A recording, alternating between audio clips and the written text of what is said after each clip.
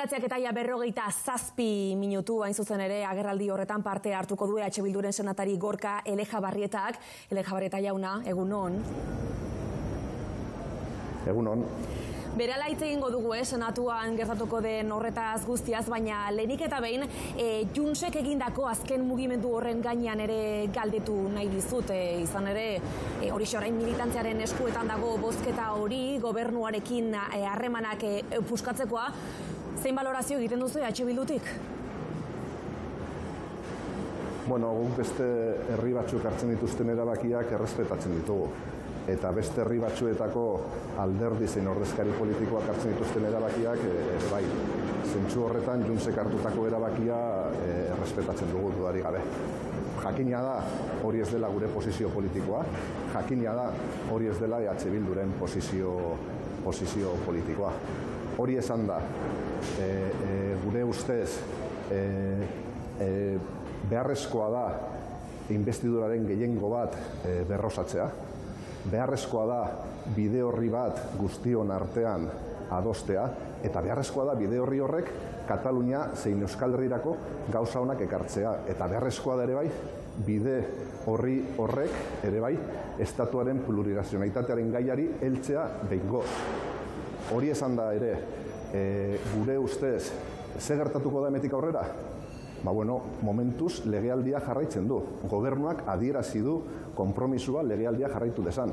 Eta aukera leihoa irekita jarraitzen duen bitartean, guk lanean jarraituko dugu. Lanean Euskal Herria, zein Euskal Herritarren interesak mailaren gainean jartzen. Monkloatik saiatu dira, ez da normaltasun irudi hori oraindik ere ematen, berretsi dute behin eta berriz, orain arte bezala lanean jarraituko dutela, bozketaz bozketa negoziatzen, partekatzen duzu, irudi edo iritzi hori? Bai, guk aukera leihoa zabalik jarraitu dezan interesa badugu. Gure ustez, alternatiba, hau da, PP Voxen gobernu bat, oso txarra litzateke Euskal Herriarentzat eta oro har ere bai. Orduan, guk esan dugu, orain arte eskuina eta ultraeskuina gelditzeko printzipioa konpromisoa bagenuela, eta konpromiso hortan berresten gara. Baina uste dugu ere bai, gaur egun jada hori ez dela nahikoa. Eta zentzu horretan, zentzu bat eman behar diogula legealdi honi. Zein da zentzu hori? Esan dakoa, gure ustez, eraiki behar dugu guztien artean gutxiengo bide horri bat. Eta gutxiengo bide horri horrek heldu erantzun behar dio plurinazionalitatearen gaiari behingoz. Garaia bada, estatu erregimenarekin pizkanaka amaitzeko.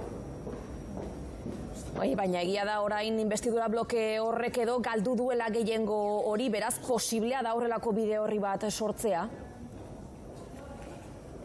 Egia da, Juntsek adierazi du presupuestoak ez dituela babestuko, baina egia da ere bai, datozen aste hilabeteetan hainbat eta hainbat lege pasako direla Kongresu zein Senatutik, eta gure lana izango da orain arte bezala lege horiek hobetu eta lege horiek Euskal Herria zein Euskal Herritarren interesen alde kokatzea. Eta uste dugu, iruditzen zaigu, guztien arteko lan hori, guztien arteko gutxiengo bide horri horren lanketak eraman bar gaituela berriro ere egoera batera zeinetan kapaz garen guztien artean aurrera pausuak ematen jarraitzeko. Orain bai, segurutzat ematen dela aurretik susmoa zela, hau da aurrekonturik ez dela aurrera ateratzeko.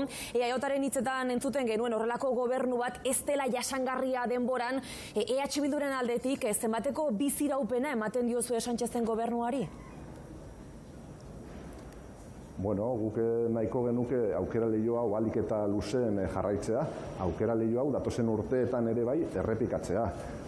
Gure ustez, alternatiba askoz ere txarragoa da gure herriarentzat eta askoz ere txarragoa oro har. Orduan gu lanean gaude eta lanean jarraituko dugu bide horretan. Orain gutxi ibili gara bilerak egiten, aldebikoak egiten, inbestidura bloke hori osatzen duten alderde diferente guztiekin.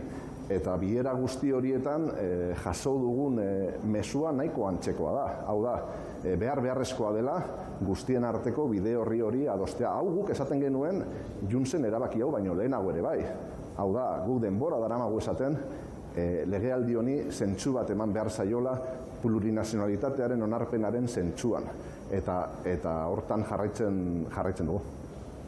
Elejabarrieta jauna, 24 ordu barru begi guztiak senatuan egongo dira, bertan izango baita Pedro Sánchez Espainiako presidentea, Koldo auziaren ikerketa batzorde horretan parte hartzen.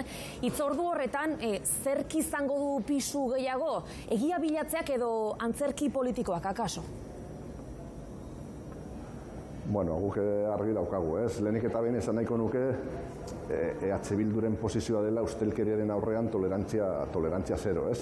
Eta, bueno, EH Bilduk ez du izan bere historia ibilbide luzean korrupzio kasu bat bera ere, ez dira asko hori esan dezaketen alderdi politikoek, eta orduan gu lasaitasun horretatik, printzipio horietatik, irmotasuna eta ikerketa sakona eskatuko dugu korrupzio zantzu bat dagoen bakoitzean, orain ere bai. Baina hori esan da ere, gu bat gatoz esan duzunarekin. Gure ustez hemen atzean badago operazio orokor bat. Hau ez da ikerketa batzorde soil bat. Operazio orokor horren helburua bada Pedro Sánchez eta PSOEren gobernua kalera botatzea. Oroitu dezagun duela horren beste Jose María Aznarrek esandakoak. Berak adierazi zuen krisi konstituzional sakon baten aurrean gaudela eta estatuaren etorkizuna kolokan dagoela eta deialdi bat egin zuen esan dezakenak esan dezala, egin dezakenak egin dezala. Eta gure ustez ikerketa batzorde hau bada operazio orokor horren instrumentu bat. Eta PPk erabiliko du biharko eguna berriro ere gezur eta irainen bidez saiatzeko Pedro Sánchez eta gobernua kaleratzen. Eta uste dugu ez duela lortuko. Zuen kasuan, EH Bilduren kasuan, zuk izango duzu galdera horiek egiteko ardura. Alderdi Popularraren aldetik baia da, aurreratu dituztela pixka bat zintzuk izango diren gaiak, ez ordea ze senatarik izango duen ardura hori. Zure kasuan, non jarriko duzu azpimarra?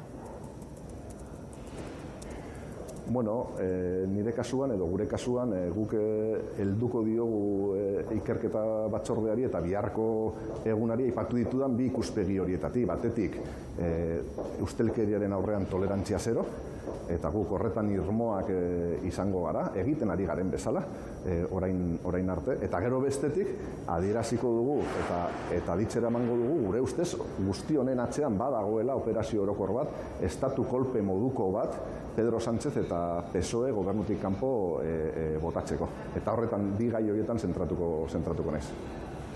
EAJaren kasuan hasiera-hasieratik baztertu dute ikerketa batzorde honetan parte hartzea, biharko hitzorduan ere bai ikusmina handia izan arren esan dutelako ez dutela zirku horretan parte hartu nahi. Noizbait planteatu duzu horrelako estrategia ere hartzea? Bueno, guk ikerketa batzorde honetan eta instituzioetan oroar, instituzio espainoletaz ari naiz, saiatzen gara parte hartzez konbentzionala egiten, ez normalizatu egiten, eta argi daukagu ikerketa batzorde hau zertarako sortu zen eta zertarako bideratzen ari den. Esan bezala, operazio handiago baten parte bada. Eta gure parte hartzea orain arte ikerketa batzordean ez da izan bat ere normalizatua. Hala ere gu bihar uste dugu, eta horrela erabaki dugu, garrantzitsua zela bertan egotea, bertan gure iritzia ematea eta bertan azaltzea nola ikusten ditugun gauzak gure ikuspegitik. Estimatzen da 7 orduz luzatu daitekela saioa, talde guztiek denbora agortzen badute. 7 ordu horien ostean, zein gustatuko litzaizuke izatea emaitza? Bueno, ez dakigu zenbat iraungo duen, egia da talde bakoitza 50 minutu dituela hitz egiteko, egia da ere zenbait taldek ez dutela hitz egingo, eta orduan, zehatz zenbat iraungo duen ez dakit, baina luze dator. Orduan, esandakoa, PPk eta ez dute bilatzen egia, ikerketa batzorde honen bidez, ez dute bilatzen ustelkeriarekin amaitzea ikerketa batzorde honen bidez, bilatzen dutena da Pedro Sánchez desgastatzea. Eta nik esango nuke, azkeneko bi legealdiak oso goraberatsuak izan direla, denetik gertatu dela. Eta Pedro Sánchezek erakutsi du orain arte behintzat erresistentziarako kapazitate handia. Nik bihar uste dut kolpetuta aterako dena badela PP eta Voxen estrategia politikoa gobernu honekin amaitzeko. Aipatzen zenuen, kaltetuta Alderdi Popularra aterako dela, kasu honetan duela minutu etxe batzuk Kongresuko pasilloetan Gabriel Rufián entzuten genuen esaten Pedro Sánchez bera ere auspotuta atera daitekeela, ikusita zein izan daitekeen Alderdi Popularraren estrategia. Ados daude edo gehiegizkoa iruditzen zaizu? Bueno, guk ez ditugu espekulazioak egiten, ikusiko dugu zer gertatzen den bihar, guk argi daukagu zertara doan eta zer helbururekin doan eskuina eta ultraeskuindarra ikerketa batzorde hortara, eta argi daukagu ere baiz zein den gure posizioa eta zer den bihar adierazi nahi duguna. Orduan ikuspegi horretatik, ikusiko dugu bihar zer gertatzen den. Ez ditzagun gauzak aurreratu. Ikerketa batzordea duela urte terdi jarri zen martxan, 90 pertsona baino gehiagoia da pasa dira bertatik, eta okerrez banago Alderdi Popularrak onartu du beste 6 hilabetez luzatzea. Zentzua du hainbeste luzatzeak edo jada galdu du zentzu hori? Begira, Senatuan Alderdi Popularrak gehiengo absolutua dauka. Eta Alderdi Popularrak erabiltzen du Senatua nahi duen bezala. Okertzen ditu gauzak, arautegia moldatu du, eta ikerketa batzorde hau ere erabiltzen ari da bere interesen arabera. Orduan, luza dezake 6 hilabete edo beste 6 urte nahi badu. Baina gure ustez, hemen borrokatu behar dena da PPek eta Voxek gobernua eskuratzeko izan dezaketen aukera. Hitzordu horretatik kanpo eta aipatu duzu Alderdi Popularrak gehiengo absolutua dela, beraz zuentzako plaza komplikatu xamarra izan ohi da Senatua gauzak aurrera ateratzeko. Azkenean blokeatu duena, azken asteetan Alderdi Popularrak izan da, abortuaren eskubidea adibidez konstituzioan txertatzea. Zuek nola bizi duzu egunerokotasun hori? Ba, imagina dezakezunez, esan dut, Senatuan PP gehiengo absolutua dauka, eta Senatua erabiltzen du inolako errespeturik gabe, dekoro instituzionala, dekoro parlamentarioa, eta holakoak kontutan hartu gabe. Bakarrik eta soilik bere interesen alde, gezurra, iraina egunerokoan ditugu. Eta gu hala ere, badakizue, Kataluniako Eskerra Republikanarekin talde parlamentario osatzen dugula, Senatuko 3. talde handiena garela, eta zarata guzti horren aurrean lehenik eta behin gu ez garakik hiltzen eta ez gara iziltzen. Eta egunerokoan saiatzen gara, eta uste du lortzen dugula, Euskal Herria eta Euskal Herritarren interesak mailaren gainean jartzen une oro. Baina giroa eta harremanak oso zailak eta oso kaskartuak daude. Orokorrean, Lejabarrieta jauna, Kongresuan gertatzen den guztiako jartzun handiagoa izaten baitu orokorrean, baina egia da, Senatuan ere, tirabira garrantzitsuak izaten dituzuela. Bai, esan dut, azkeneko bi legealdiak arraro samarrak izan direla oro har, denetarik gertatu baita, baina esango nuke ere bai, Senatuan izan ditugun bi legealdi hauek ere berezi samarrak izan direla. Aurreko legealdian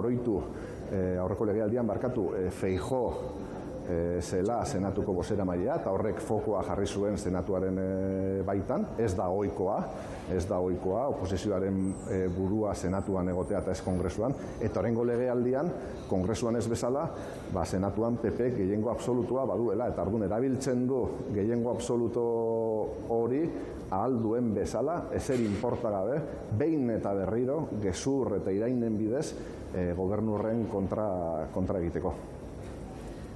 Gorka Lejabarrieta EH Bilduren senataria, eskerrik asko hemen egun honen izateagatik. Eskerrik asko zuei.